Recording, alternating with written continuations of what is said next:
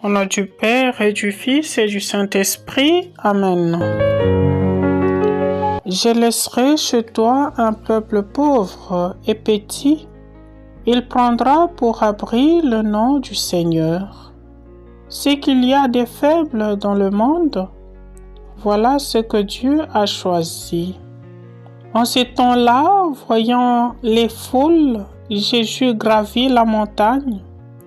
Il s'assit et ses disciples s'approchèrent de lui. Chers frères et sœurs, en ce 4e dimanche du temps ordinaire, le Seigneur nous renseigne sur ceux qui sont destinés à hériter le royaume des dieux. Nous percevons en même temps dans la ligne de toutes les lectures nous proposées en ce jour une exhortation présente à la petitesse, à l'humilité. Le serviteur, la servante, ou mieux les disciples, doit être une personne habitée par une humilité remarquable. Cherchez le Seigneur, vous tous, les humbles du pays, qui faites la volonté, dit le prophète Sophonie. À l'entendre, chers frères et sœurs, pour faire la volonté du Seigneur, il nous faut être humbles. Nous sommes les pauvres, les minables du monde par le fait d'appartenir au Christ.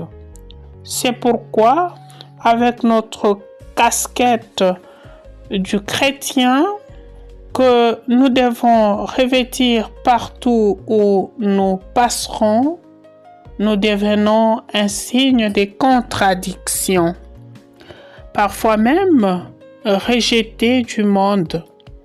Signe de contradiction, car la tendance du monde actuel est celle de tirer vers le bas.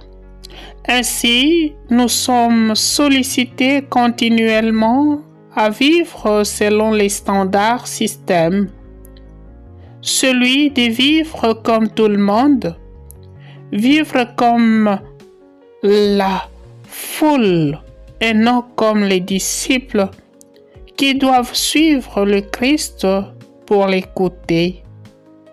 Combien de fois nous avons été interpellés dans notre cheminement, rigoureux à la fois, dans des termes aussi crus, celui-ci, celui-là, celle-ci ou celle-là, en quoi il est plus que les autres, en quoi elle est plus que les autres. Justement, frères et sœurs, suivre Jésus exige un déplacement, un changement parfois brusque, mais assuré par sa présence. En ces temps-là, voyant les foules, Jésus gravit la montagne. Il s'assit et ses disciples s'approchèrent de lui. Entendons bien, chers frères et sœurs, Jésus lui-même gravit la montagne, c'est-à-dire il change des cadres topographiques. Il va rehausser un peu de son être.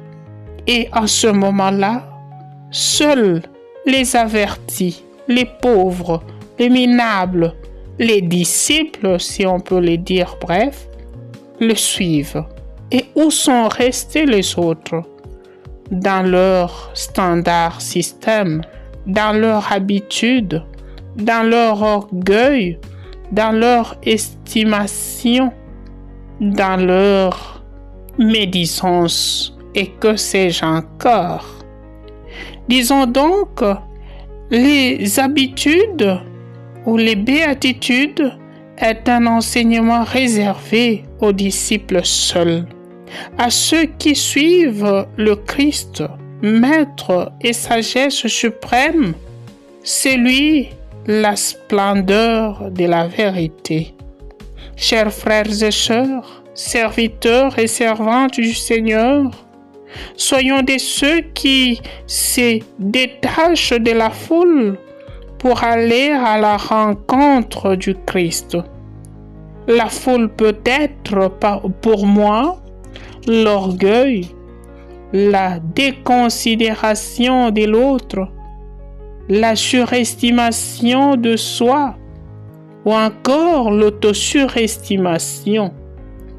Sortons de tout cela pour aller à la rencontre du pauvre, du misérable, de l'abandonné qui crie au secours. Oui, chers frères et sœurs, rappelons-nous toujours que le Seigneur l'a juré dans un serment irrévocable. Je laisserai subsister au milieu d'Israël qu'un peuple petit et pauvre qui aura pour refuge les noms du Seigneur. Ne perdons pas de vue que le Seigneur fait justice aux opprimés, aux affamés, il donne le pain. Le Seigneur délie les enchaînés.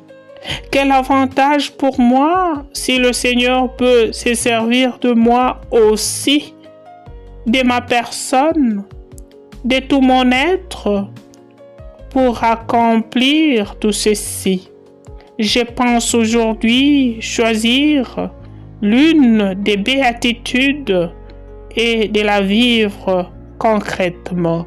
Choisir la pureté, la douceur et la miséricorde. Être pauvre, s'engager pour la justice et la paix, nous met en conflit avec le monde.